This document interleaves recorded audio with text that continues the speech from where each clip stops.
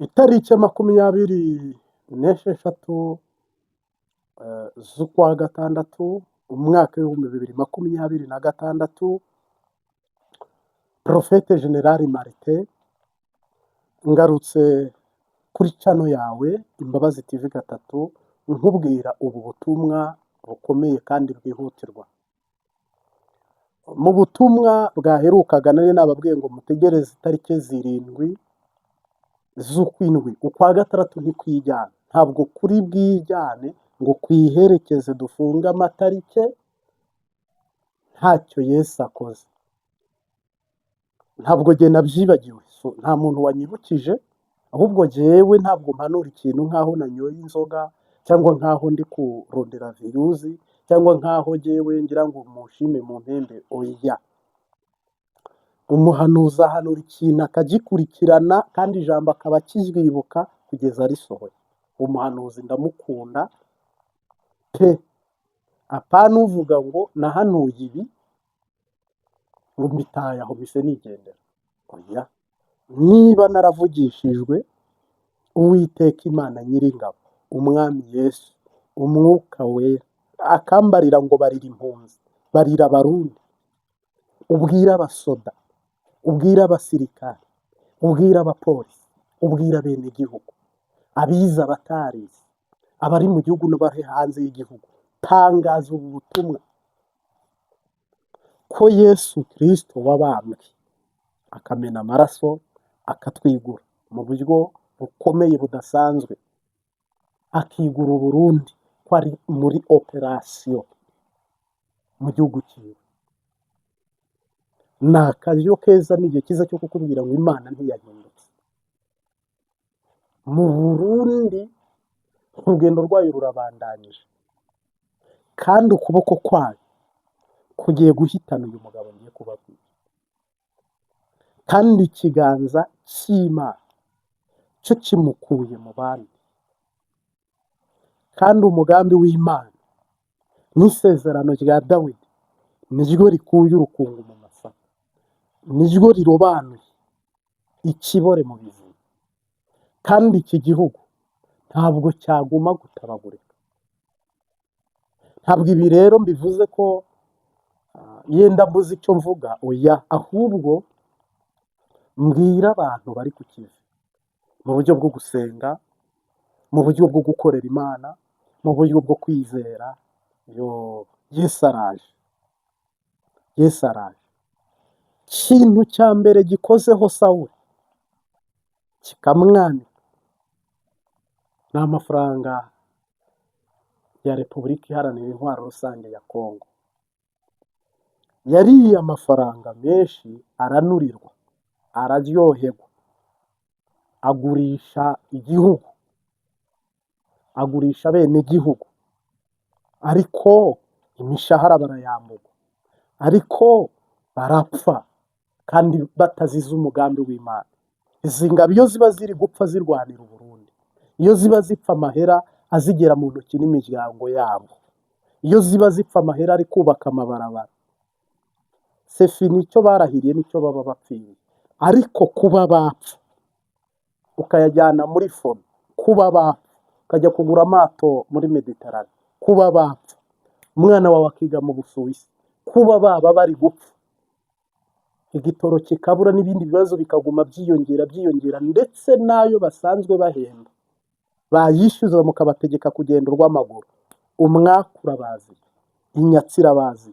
Niyo mpamvu nababwiye ngo ukwezi ntikwijyana, tugeze muri kubi tutababarira, tugeze mu bihe bibi by'akaga n'umwaku Imana igiye kwihora. Shavu n'uburakari ifite uwo biza gufata hano, ishavu n'uburakari Imana ifite umuntu bigiye gufata hano, yihangane. Isanduku y'isezerano yakandagiye umugabo, yamwica. Naha nibyo bigiye kuba.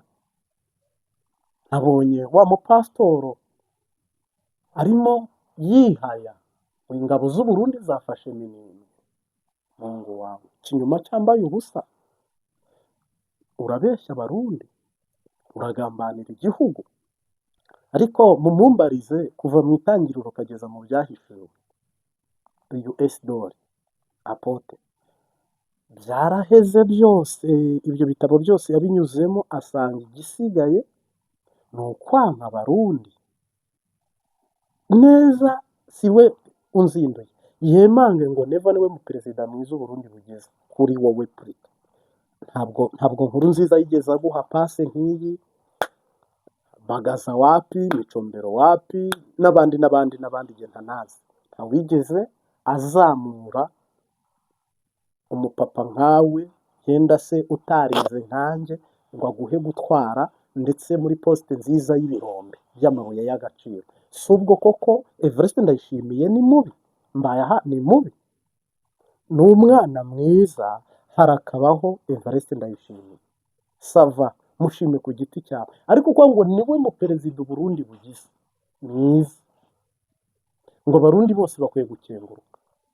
Mungu wangu, n'abarundi bicirwa induta hakabura n'uwabavuganira, abari kwamburirwa Zambia na Malawi, ukikina hejuru wigisha ijambo ry'Imana, uri apoteri, ukicara ukumva ijambo rya mbere rije ni iryo kuvuga ngo Uburundi bufite perezida mwiza. Ubwo se ukunda abarundi?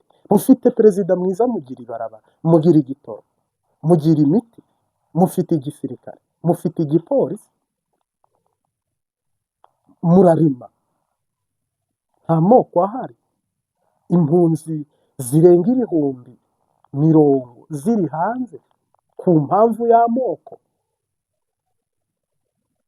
Bamwe igice kimwe ni icy'amoko, ikindi ngo ni kudeta, abandi ni abagiye muri bahururanye. Ntabwo ari we ngarutseho, ariko abamwegereye nawe nunabyumva wowe Mbayahaga, je ntabwo nagushimiye. Ushobora kuba uri kugira ngo bakuzamure cyangwa uwawe cyangwa ubusabe cyangwa binumvikane, nibyo koko twese twubaha abaganza, ariko ntabwo navuga ngo u Rwanda, perezida wa repubulika niwe mu perezida mwiza ushoboye kuruta ababayeho bose n'abazabaho bose. Waciye imbibi z'u Rwanda, waciye imbibi z'u Burundi, abaharaniye kwikukira. Oya, hari n'abandi bazaza. Muri we hari ibyo yakoze, sava, mugabo nta magambo burya twari takwiye kunyura mu kanwa kacu y'uruhande rumwe, urundi rupfe urundi rukire. Imana ntihagararaho, nihindukirire nikomereze. Ukwezi kwa gatandatu, umwaku ufasha aba bagabo, baraza kubona mu maso habo, uyu mwaku uragaragara mu biganza byabo, mu ngo zabo, mu birenge byabo. Ni dayimoni yabashutse ubwo binjiraga ku butaka bwa Kongo, bazi ko bagiye kuzana ubutunzi no gukira no gutera imbere,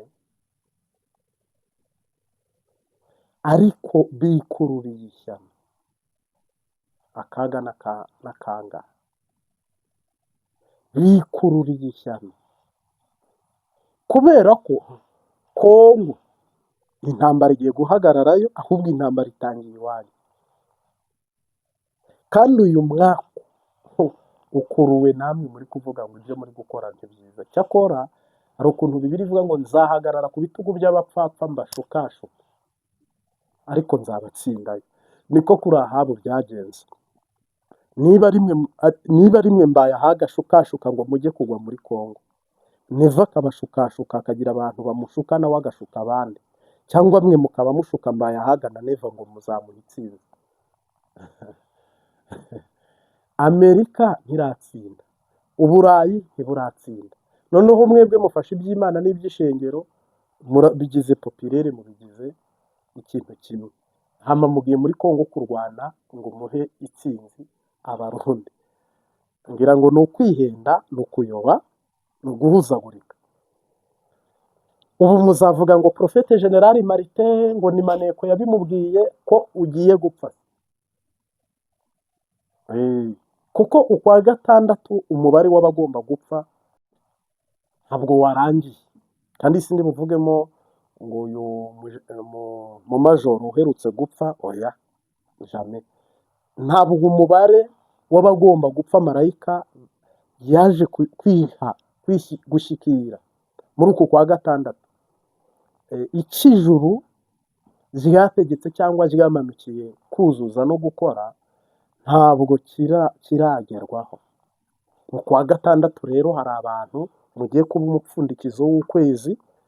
Kwa gatandatu nka kumwe umuntu avomera ivido bagahita bashyiraho umufuniko bagafunga, mwebwe mugiye kuba abasozera ukwezi cyangwa abatangije ukw'indwi, ariko itariki indwi ziragera mwebwe bamaze kubarenzaho ubutaka, mwageze mu yindi si. Kandi nta nyungu n'imwe twe tubigiramo, koko ntugiye ahanjye, ugiye ahawe,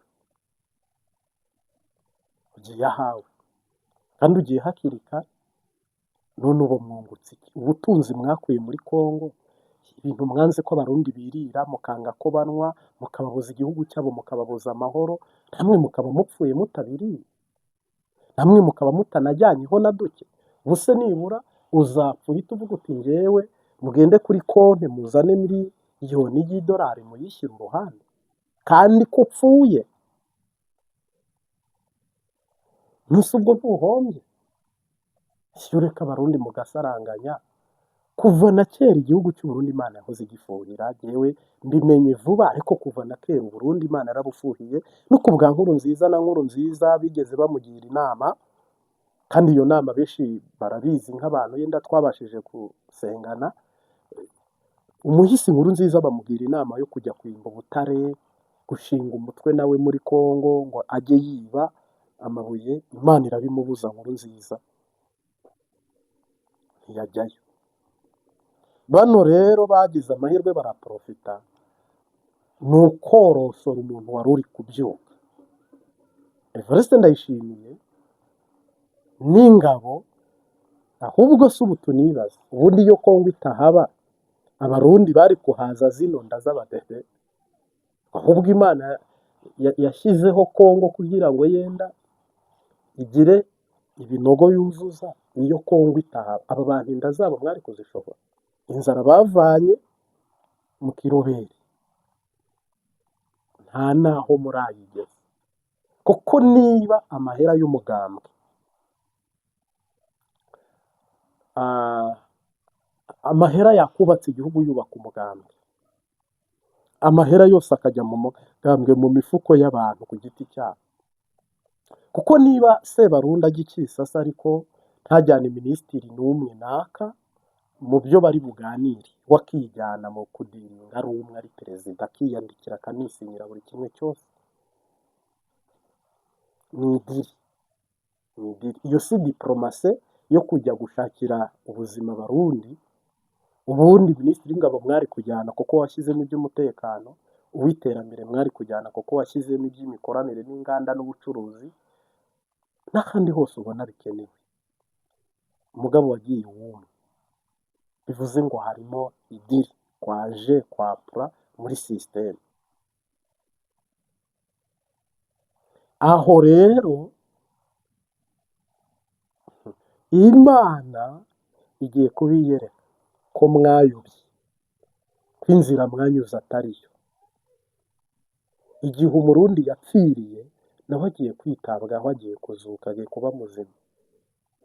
Iminsi mubayemo mwanka abenegihugu, nzirakarengane, amatungo mwarariganyije, ibibanza, mahera, makoni, mashyirahamwe, inganda, ibintu birasenyuka. Uwo mushaka sava, uwo mudashaka n'ibyo byose muramuhombya. Navuga ngo Uwiteka ashimwe ukuye komedi ku buzima bw'abantu, ku bugingo bw'abantu n'imibiri yabo, agakura amagambo asa naho ari amanjwa, amagambo adafise iyo ava n'iyo ajya ku Burundi. Imana ikuye igitutsi ku Burundi, ndayibaniye sariyuti. Yesu Kristo wibutse Uburundi, amen. Namupigia sariyuti kabisa. Gesho wa mageshi.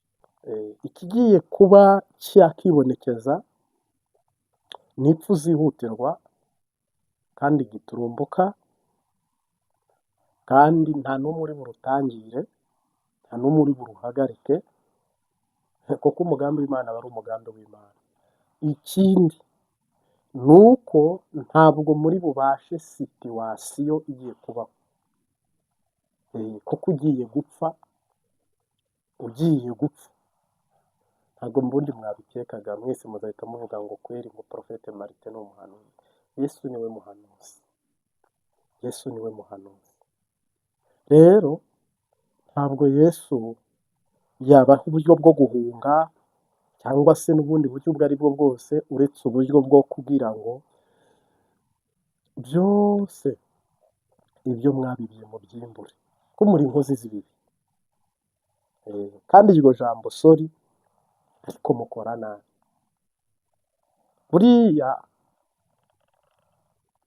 papa niyiba ariko akiba kugira ngo abana babeho, icyo kintu biragoye ko yagitererwa amabuye.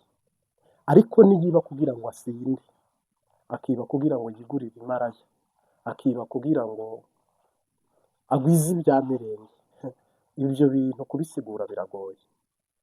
Niba hari amakosa Uburundi bukoze, ni amakosa yo kutita no kutazirikana ku ntama Yesu yashyize mu Burundi mugomba kurahira. Ni intama perezida, ziriya ni intama. Izuba rero ko iziciye mu ruhongore, imvura ikazisanga y'inkukuma mu ruhongore, umwungeri yibereye muri komedi ngo abana banjye bapfa kuba bariye. Ngo mbaza inzara jewe nzi iyo biva n'iyo bijya. Ngo bize ngo bize ngo uwa mbere wize ngo ninde wamwigishije. Ngo leta ibahiye, ngo nimufashe tujye guhiga rero.